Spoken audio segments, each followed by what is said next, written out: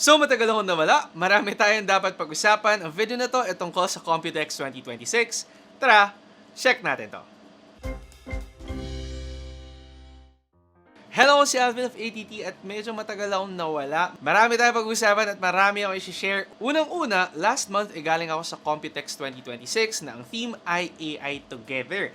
Ang nakakatuwa dito, nagkasakit ako the entire event. Umaga, okay naman ako, nakakapagtrabaho.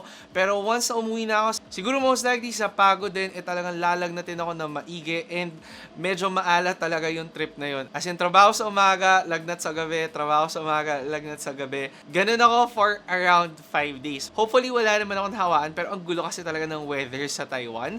Anyway, para sa mga hindi familiar with Computex, ito yung event na in-organized by Taitra sa Taipei, Taiwan every year. Ginagathering nila yung iba't ibang mga brands, companies, para i-showcase yung kanika nilang mga panibagong product na related to computers. So, whether PC components yan, laptops yan, monitors yan, keyboards, robots, servers, memories, even packaging ng mga products na to, makikitaan nyo ng booth sa Computex. So, if sakaling gusto nyong maging super updated with the latest devices na ilalabas pa lang, dapat pumunta kayo sa Computex or at the very least, i-check out nyo ang mga videos about Computex. Ngayon, sa video na to, pag-usapan natin kung ano yung mga nakita ko sa Computex. Ito mostly mga PC components. Tapos kung magka-time ako, gagawa naman ako ng video para doon sa mga laptops na nakita ko during this event. Pero syempre, bago lahat, mag-subscribe muna kayo by clicking the subscribe button below. Hit yung bell icon para ma-update kayo sa mga susunod na videos. Sakaling nagustuhan yung video na to, i-like at i-share nyo na rin. Ayun, grabe, tagal ko na wala. So anyway, thankfully, invited ako by Taitra and kasama na rin yung iba't ibang mga brands para talaga ma-cover ang event na to. So nakapunta ako sa Day Zero kung saan grabe dito inopen ng chairman ng Taitra yung event.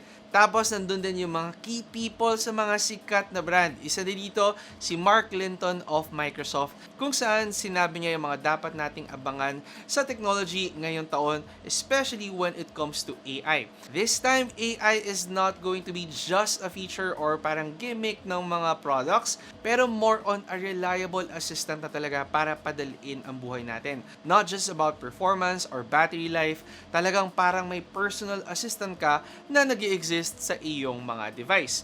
Side pa dyan, with NVIDIA naman, nilaunch nila ang kanilang NVIDIA RTX Spark na CPU na kasama na dito yung AI and grabe lang talaga, embedded na yung AI sa PC mo, hindi mo kailangan ng internet, hindi mo kailangan nakasubscribe. Meron nga ng AI na always readily available talaga. So ano ngayon yung epekto ng event na katulad ng Computex sa atin? Syempre, dito nga nila-launch yung mga bagong products, meaning kapag nanood kayo ng Computex, most likely yung mga product na babanggitin ko or may kita nyo sa ibang mga video, yun, ila-launch pa lang dito sa Pilipinas. So meron kayong parang advanced look doon sa mga products na ila-launch pa lang. Ilan sa brands na napuntahan ko, yung brand na AGI. And para sa mga hindi familiar, ito mostly mga memories yung kanilang products. So mga RAM, SSD, flash drives, yan yung mga binibenta nila. Showcase nila dito sa kanilang booth yung mga bagong design ng mga products nila. Syempre, hindi naman mawawala. Mas pinabilis nila, mas pin-efficient nila yung RAM nila. Pero yung isang product na medyo nakuha talaga yung attention ko, yung kanilang Thermochromic DDR5 RAM na nagbabago yung kulay depende sa temperature niya. So hindi nyo na kailangang mayat-maya i-check yung temperature ng PC nyo. At least yung RAM nyo, parang thermometer na rin talaga siya.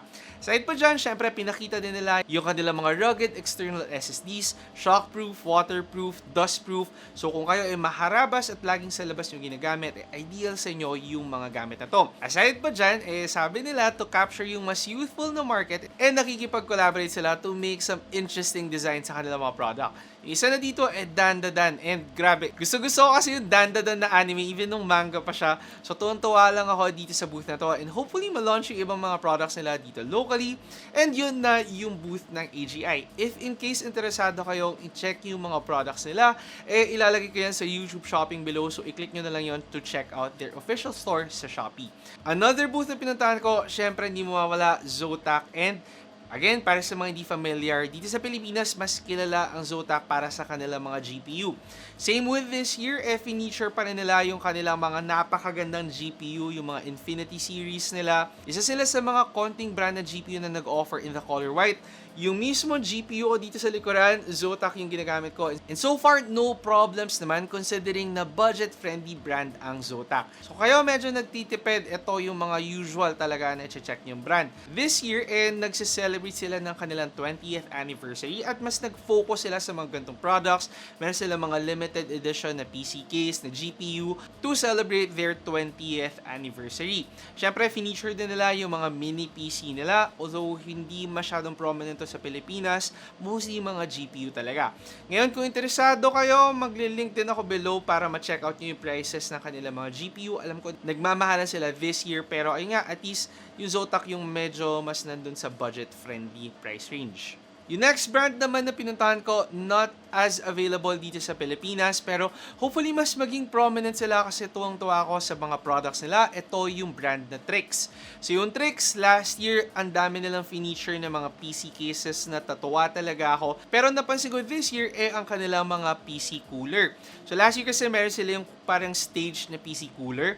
This year, meron silang version 2 ng kanilang panorama PC cooler na ang kulang kasi curved screen siya para sa yung PC. Pwede mong ma-modify kung ano yung pinapakita sa display na to.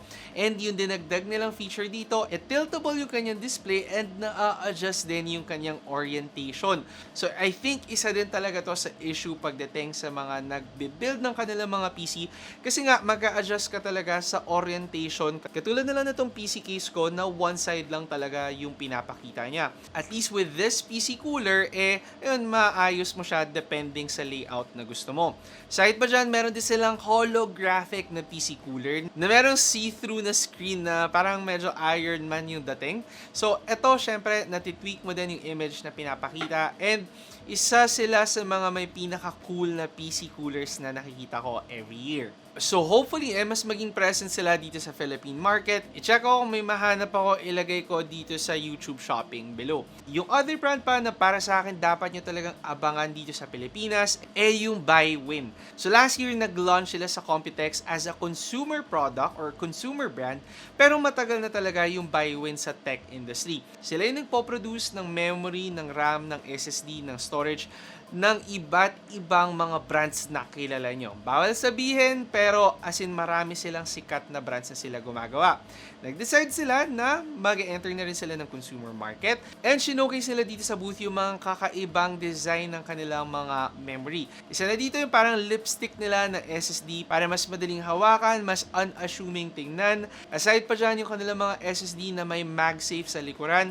So madali nyo magagamit yan if may MagSafe yung phone nyo. Syempre nandyan din yung kanilang mga rugged na SSDs. Kasi dumadami yung nagpo-provide ng ganitong SSD na waterproof, shockproof, dustproof, and ayun, madami siguro talagang mahilig lumabas. Ako kasi gusto ko na nasa loob ako ng bahay. Tapos yung isa sa mga parang highlight na models nila yung mga Black Opal memory. So, siya kung meron din akong mahanap nito sa Shopee. Alam ko kasi kaka-enter pa lang talaga nila ng market and unti-unti sila nag-i-introduce dito sa Pilipinas. So, abangan nyo yung brand na BuyWin. Meron din silang product na showcase yung tinatawag nilang origin code na pang-overclocking talaga yung memories nila to achieve even higher speeds. Although ito parang limited edition na product lang for BuyWin. Ngayon, yung isa sa pinaka-interesting na product nila yung kanilang SSD storage na ang size parang SIM card lang. So, medyo nawindang ako nung nakita ko yung product kasi akala ko SIM card siya. Pero hindi, SSD siya. And ang purpose lang nito is para paliitin lalo yung space na tinitake up ng memory sa ating mga devices.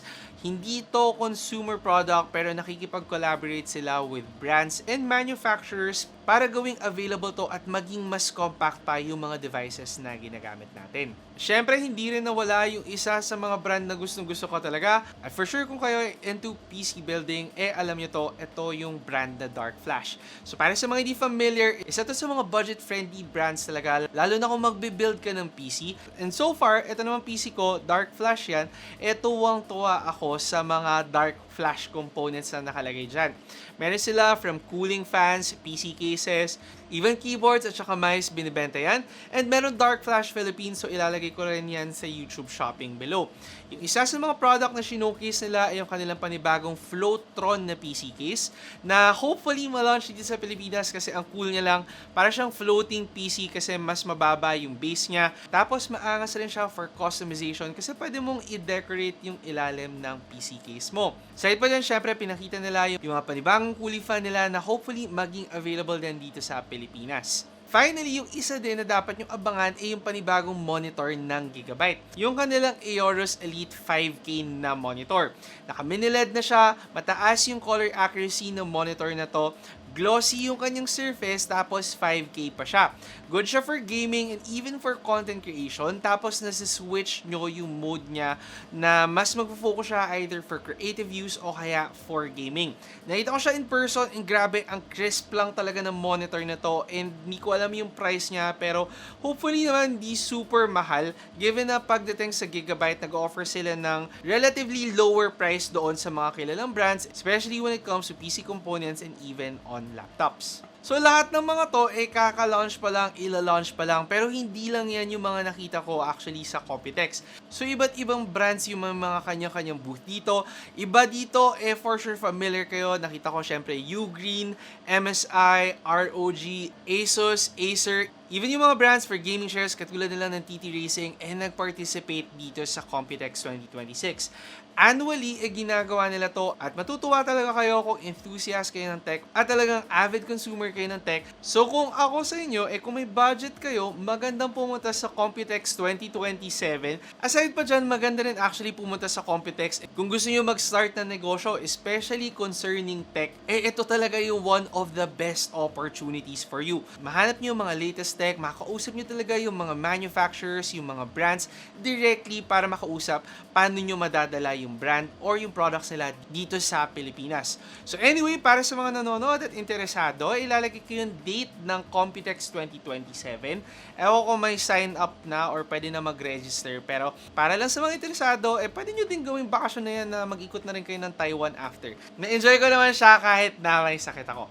So anyway, yun yung video ko for Computex 2026, focusing on PC components. If may extra time ako, mag-shoot naman ako for the latest laptops na nakita ko during Computex 2026. Yun ang video natin. Meron pa akong gagawin mga video na mga utang ko sa inyo. Hopefully naman makatulong sa inyo ang mga videos na to. Yun lang, nagparandam ulit ako bago nyo ako makita ulit dito madalas sa YouTube. Again, kung hindi pa kayo nakasubscribe, mag-subscribe by clicking the subscribe button below. Hit nyo yung bell icon para ma-update kayo sa mga susunod na videos. Lahat ng products na yan, kung meron sila available dito sa Pilipinas, i-check out nyo na lang yan sa YouTube shopping below. Ako si Alvin of ATT. See you next time. Ingat! Nagustuhan nyo ba ang video ko? I-check out nyo ang aking channel for more phone, gadget, and laptop reviews. Tapos, meron pa akong tech tips and guides. Mag-subscribe by clicking the subscribe button below at i-hit nyo na rin ang bell icon para sa mga susunod ko pang videos.